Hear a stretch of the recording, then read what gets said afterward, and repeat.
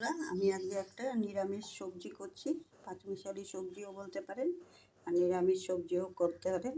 আমি দেখুন আলু আর কুমড়ো এখানে আছে, এগুলোকে ছোট ছোট করে কেটে আমি তেলে নুন হলুদ দিয়ে ভেজে নিয়েছি। এখানে বিনস আছে, বিনসগুলোকে একটু ভাপিয়ে তারপরে একটু নুন হলুদ দিয়ে ভেজেছি। এখানে মিষ্টি আলু আছে, মিষ্টি আলুটাকেও নুন হলুদ দিয়ে ভেজে নিয়েছি। এখানে একটা গোটা বেগুন আছে, বেগুনটাকেও আমি ভেজে নিয়েছি নুন হলুদ দিয়ে। এখানে একটা গোটা ফুলকপি আছে, সেটাকেও ভেজে নিয়েছি আমি নুন হলুদ দিয়ে। কড়াতে আমি তেল দিয়ে দিয়েছি, এর মধ্যে আমি কাঁচা লঙ্কা ফোড়ন দিলাম, এর মধ্যে আমি 5 ফোড়ন দিলাম। ফোড়নটা আমার হয়ে গেছে, দিয়ে আমি এখন এর মধ্যে একটু আদা গ্রেট করে দিলাম, এর মধ্যে একটু হিং দিলাম।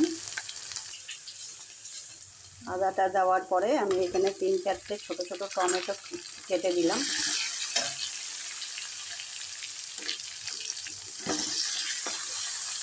মধ্যে একটা তেজপাতা ফোড়ন দিয়ে দিলাম। ফোড়নের সব গন্ধ আমার উঠে গেছে, এর মধ্যে আমি এখন একটু গুঁড়ো মশলা অ্যাড করব। একটু হলুদ গুঁড়ো নিয়েছি, 1/2 চামচ জিরের গুঁড়ো নিয়েছি, 1 চামচ ধনের গুঁড়ো নিয়েছি, পরিমাণ মতো নুন নিয়েছি, 1 চামচ চিনি নিয়েছি, আর একটু লঙ্কার গুঁড়ো নিয়েছি, কাঁচা লঙ্কা দিয়েছি, সেগুলো লঙ্কার গুঁড়োটা কম দিলাম। এর মধ্যে একটু জল দিয়ে আমি এখন কষাবো। দেখুন মশলাটা আমার কষানো হয়ে গেছে, এর মধ্যে আমি সব সবজিগুলো দিয়ে দিই। দেখুন আমি সবজিগুলো সব দিয়ে মিশিয়ে দিয়েছি মশলা টশলা দিয়ে।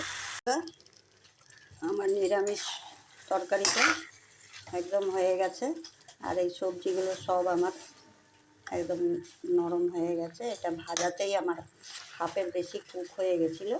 এখন কষাতে কষাতে একটু নাড়া দিতে দিতে হালকা আছে, এটা পুরো কমপ্লিট হয়ে গেছে। এর মধ্যে আমি লাস্টে একটুখানি বড়ি ভেজে রেখেছিলাম, এটা এখন দিয়ে দেব। বড়িটা এই লাস্টে ছোটো ছোটো করে দিলে পরে মুখে একদম মুচমুচে থাকে আর খেতেও ভালো লাগে বড়িগুলো। দেখুন বন্ধুরা, আমার পাঁচমিশালি তরকারিটা এভাবে একবার বানিয়ে দেখবেন, খেতেও ভালো লাগে আর খুব তাড়াতাড়িও হয়ে যায়।